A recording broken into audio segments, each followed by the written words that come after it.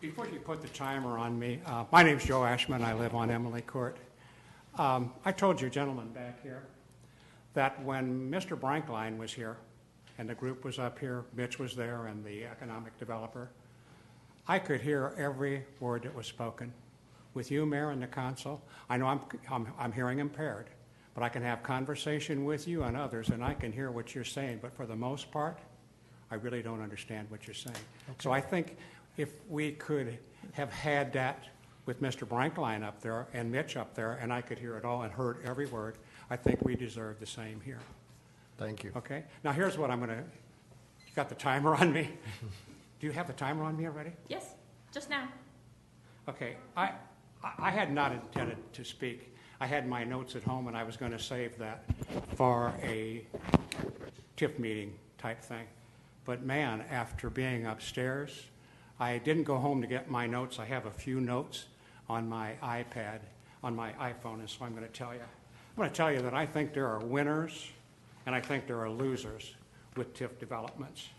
And I think TIF development, the people that develop those things, quite frankly, are snake oil salesmen.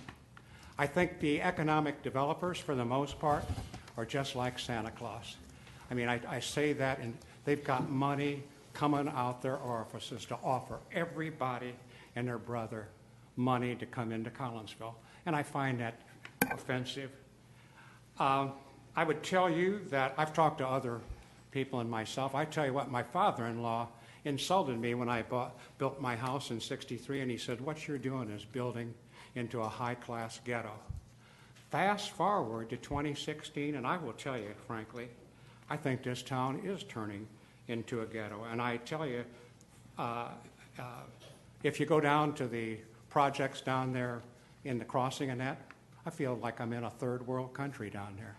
And so in regard to this corridor that everybody's glassy-eyed over, I'll tell you something, folks. Who do you think is going to come there? Now, I'm telling you, you're going to draw the same kind of people, and you're going to encourage people that have not done anything except wait for how much money they can get out of your slush fund to come here. Market share has been made and fulfilled in most areas. How many more McDonald's do we need? How many more filling stations do we need? Rural King, in my opinion, should be an example for anybody that wants to come. They saw a need. They came to our community. They fulfilled that need. They didn't ask you for a cent. And let me tell you, they're one asset. And I feel, quite frankly, that if you have to bribe somebody to come here, they really didn't see the need in this community.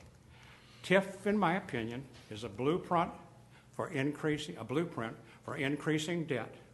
It's a slush fund to finance more of the same with taxpayer money. I've always been vehemently opposed to financing private enterprise with taxpayers' money, and that's what I see with TIF. So when I tell you that I'm vehemently opposed because at this point I know my subject matter, and above all, I know my city. Now, in regard to this Apex building that we've talked about many times, in my opinion, a bulldozer would have been the best thing you could do with that, because it would have given you adequate parking downtown that's really needed. With a Miners Theater, CARD was thinking about spending $20 million down there. Think about, you had no parking. With the east end of Collinsville, rather than thinking about investing more money in it, you really need to think about, how can I knock those buildings down? How can I give these hard-working people down here more parking so they can bring in more customers? I talk to you because I've lived here. I feel like I have a great interest in our town. Thanks for allowing me to speak to you. Thank you for your comments. Anyone else from the north side of the room? From the south side of the room?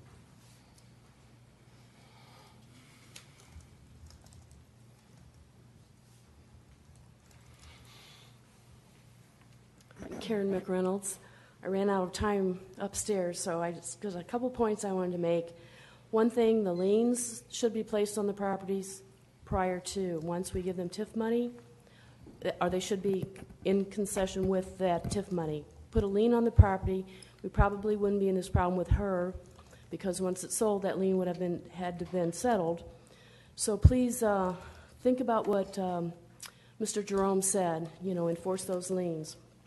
The second point I wanted to make is Caseyville's, in the past, has had their TIF program with a loan set up with low interest loans. So I know there are communities out there that do the loan program, and I strongly want to encourage that, because maybe the taxpayers can swallow it a little bit better if we know they're only borrowing the money from us instead of it being handed over free. Thank you. Thank you for your comment. Anyone else?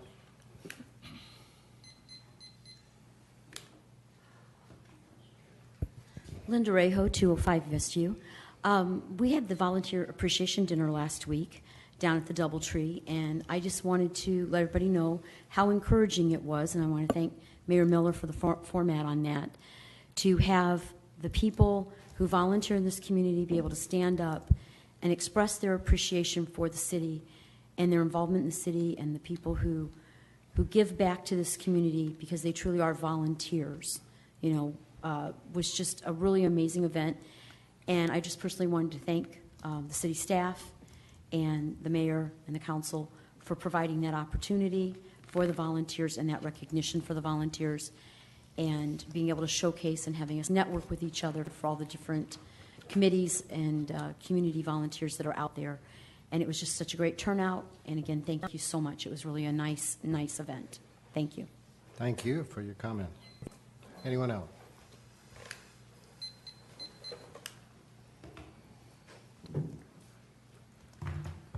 Rob Dorman, my email is rob62234. Everybody gives their address. I don't know why nobody gets regular mail anymore. Nobody goes to their houses probably.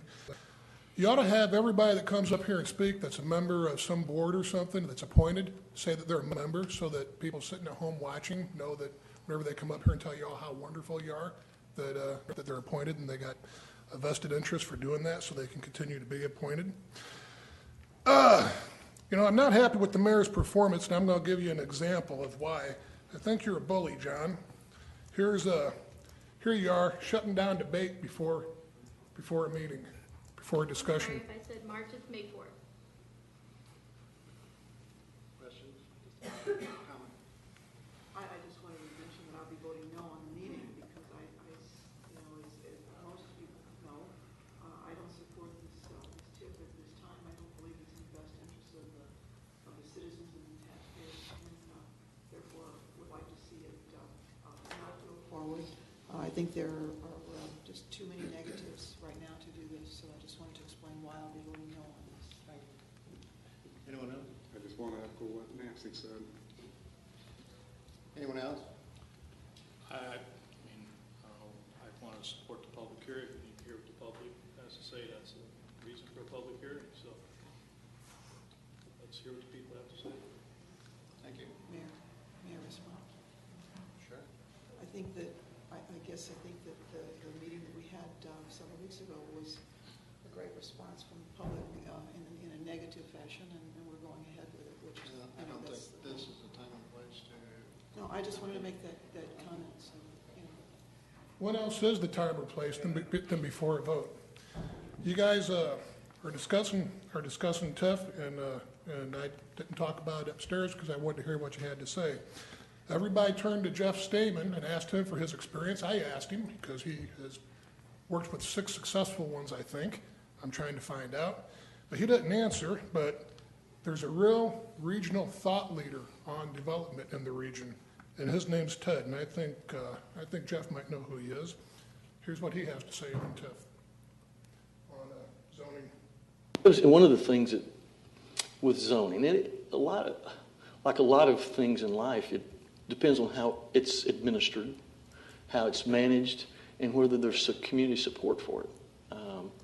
And so when it's originally established by just government bureaucrats, typically zoning does not work as well. It needs to be a community-supported effort, and you need to have buy-in from all sorts of parts of the community to make sure it's something the community can live with and will want to enforce as it goes forward. So I don't think you have buy-in on the Southwest Corridor TIF at all, and you should listen to what this guy says because he's an expert. He has 6 successful ones over there in O'Fallon, and you can talk to Jeff about it. He ought to know. Thank you. Thank you for your comments. Anyone else?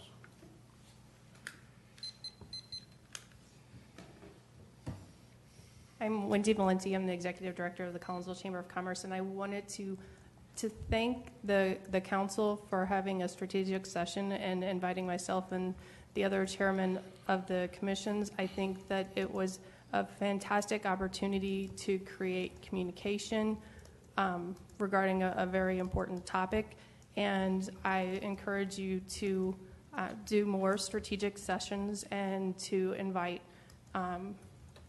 more people to give more input. I think that if we increase the communication within the community, I think that we would start to see more common ground. I also would like to thank the council for a very lovely evening the other night at the Volunteer Appreciation Dinner.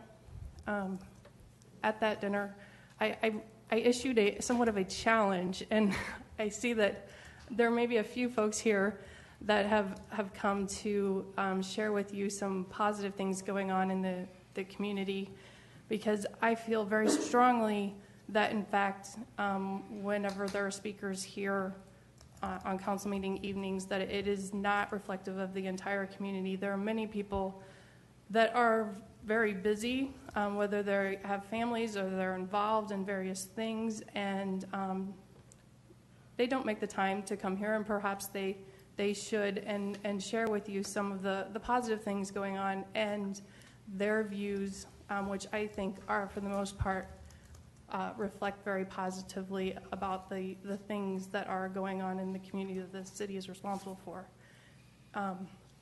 With that said, one of the things that is being planned right now to go on in the community is the new C3 event, and I'm very excited about that, and I know there are a lot of businesses and organizations and the school district and various entities that are getting ready to celebrate being a part of Collinsville. And so I'm challenging Donna there to come up and tell you a little bit more about that. Thank you. Thank you for your comments. Good evening, everybody. My name is Donna Green. I live at 518 Western Avenue. Lived here about 30 years. I will proudly say that I do sit on the commission for the Uptown Development Commission, not because I feel like I was appointed, but because I approached the city and said, how can I serve? And because of my background, it was a perfect area for me. And I also volunteered, came to the city and said, I would like to chair this event. It's a new event that's happening. The old event could no longer happen, and they needed a new event that kind of fulfilled some of its original purpose. And so I wasn't appointed. I wasn't forced to do this. I'm doing this because I love my community, and I look at. I'm going to tell you about this event in just a minute, but I'm going to tell you a little bit about me. I look at life as not is the glass half empty or is the glass half full, but what am I going to do with the glass that I have?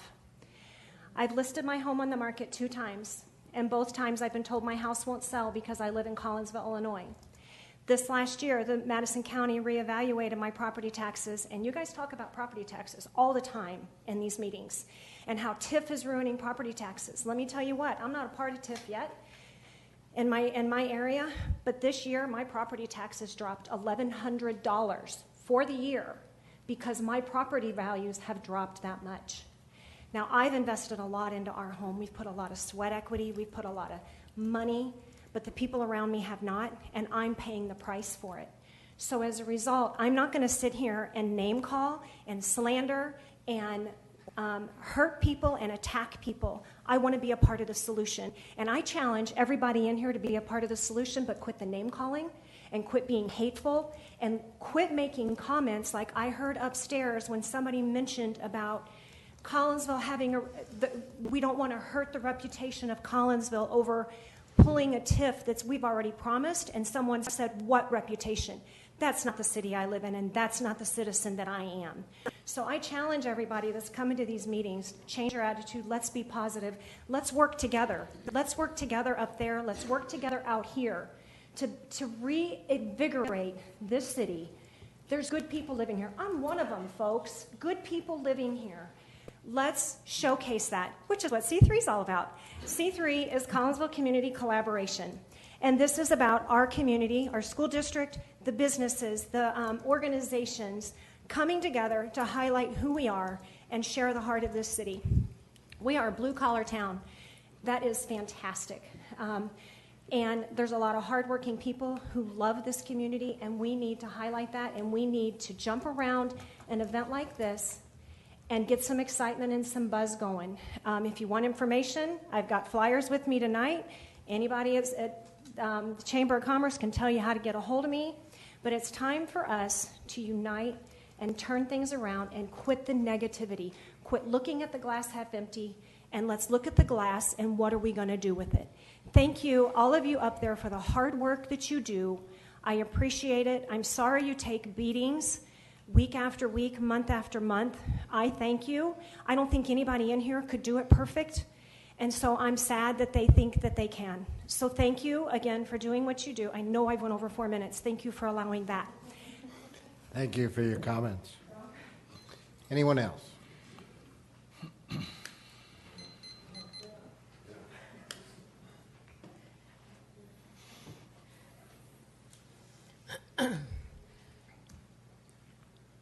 Phyllis Droskis, 105 Lexington Drive, Collinsville. I thought we did all the records and builders last meeting night, but it's still here, I guess. In regard to the last statement you made, have you picked up the newspaper lately? Have you read the reputation of the city of Collinsville? Have you read the paper on this gal on the end, the guy in the middle, the guy on this end? Here's one right here that was in 413 in the Belleville News Democrat. Maybe things ain't all facts, but it's all not positive either. Geez, was I recently surprised. I drove down Vandalia Street and gasoline went up 20 cents a gallon. Nobody's going to do anything about it, I don't think. Big problem, I think. Then I opened my electric bill. It was for $100. My utility tax jumped from $1.25 to $4, a 220% raise. Compare that to your 20 cents on your gas. You'll be happy to pay the 20 cents on your gas. Some of the comments made upstairs. What's the difference? Who owns the building? When you make improvements on a building and you sell it, you try to make a profit. The profit should not be on the taxpayer's dime. So I'm sorry, I can't go along with that. We have rules in effect on this $200,000. It's $200,000. Don't question no more of it. Don't give them no more. We've financed every saloon on Main Street almost. Not all of them, but most of them. Do we need any more saloons? Positive enforcement. Do we need more saloons on Main Street? I don't think so. What about a Subway shop on Main Street? What about a donut shop? That's what economic development should be uptown. Something for people to go to besides somebody stumbling out of a saloon. Somebody made a statement, you can't change the game. And that's what exactly it's been over the years. It has gotten very serious. It is a game on giving this money away. Is there anything wrong with the home federal building? Is it substandard? Is it in violation of any codes? No. They need a sign. They need new heating and air. And like I said before, we all pay for that on our own. This shouldn't be part of the taxpayer's deficit.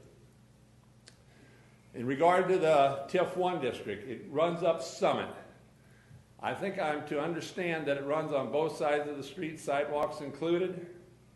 Why don't we have sidewalks on that terrible street for the kids to stand out there and wait? Why aren't, when they did Highway 159 improvement and put in Park, everything up until the city took over after the Shop and Save parking lot has a sidewalk. I'm going down the street because I got to turn that way every time I go home now. And a baby cart's coming by, a gal pushing her little baby in a stroller. No place for him to go, no sidewalk.